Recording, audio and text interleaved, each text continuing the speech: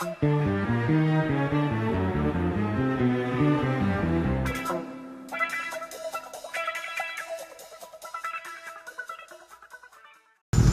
vais vous parler d'AI, intelligence artificielle. Pourquoi il est dans mon top? Parce que l'argument SF est utilisé à fond. Puisqu'on parle d'intelligence artificielle, encore une fois, vous voyez sur mon top SF, j'ai plusieurs films SF autour de l'intelligence artificielle. Le film il est réalisé par Steven Spielberg, mais à la base c'était un projet de Stanley Kubrick.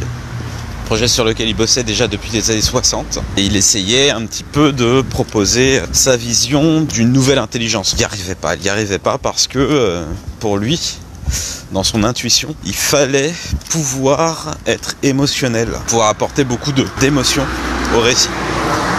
Il n'y arrivait pas. Quand on regarde le travail de Kubrick, ça c'est logique. Je veux bien que vous me sortiez 4 films de Kubrick et très émotionnants, très chaleureux, très tendre. J'en connais pas. Kubrick n'y arrivait pas. Pour la fabrication de son film, il s'est renseigné auprès de pas mal de spécialistes. Isaac Asimov, le scénariste des robots. Aussi, il a essayé de contacter Osamu Tezuka, qui avait fait donc Astro le petit robot, Astro Boy.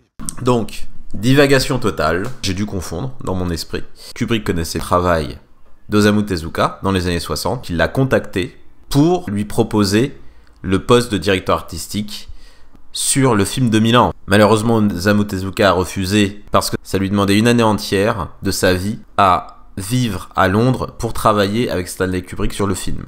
Et donc il a refusé de le faire. Même si il appréciait beaucoup son travail. Il ne serait pas complètement à côté de la plaque d'imaginer un esprit démiurge comme Kubrick analyser tout le travail d'Osamu Tezuka, et notamment en partant de Astro Boy, puisque c'est par Astro Boy qu'il l'a connu, pour exploser les problématiques et les structurer comme ce qu'il fait habituellement dans ses films, pour donner un nouveau sens et construire une somme sur un sujet. Ici, l'intelligence artificielle. Sa trame, il a vraiment travaillé. Il n'a pas réussi donc à faire ce film. Il a bossé sur Eyes Wide Shut et de toute façon il est mort après. En fait, ce qu'il voulait, c'est que ce soit Steven Spielberg qui le fasse. Bien lui en a pris parce que Spielberg était la bonne personne pour raconter cette histoire, parler de machines et quand même nous toucher avec ça. Donc le récit le fait. Le récit est efficace et le permet. Évidemment, c'est hyper bien réalisé. Le film est long, mais il traite vraiment de comment une machine pourrait devenir humaine. C'est la grosse réussite du film. Au final, par exemple, il y a un faux ami. Comme c'est Spielberg, on imagine un truc, alors qu'en fait, c'est pas ça du tout, quoi. Donc je peux pas en dire plus. Mais donc, il traite complètement la thématique de l'humanité et de sa fin, ou de son devenir, et comment l'humanité peut en être impactée.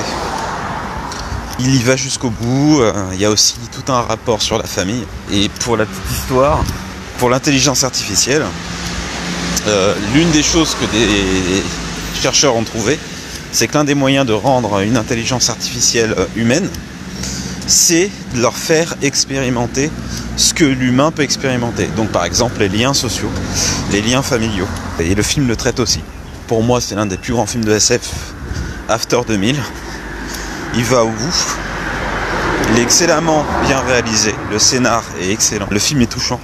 On a rarement fait mieux dans le genre. Il déplaira à ceux qui préfèrent de la pure action. Il déplaira à ceux qui ont du mal avec le pathos. Il n'est pas non plus destiné à ceux qui ont du mal avec les films qui dépassent 2 heures, parce qu'il est un peu plus long que ça. Pour tous les autres, je vous invite à le voir, parce qu'il vaut vraiment le coup. Allez, ciao.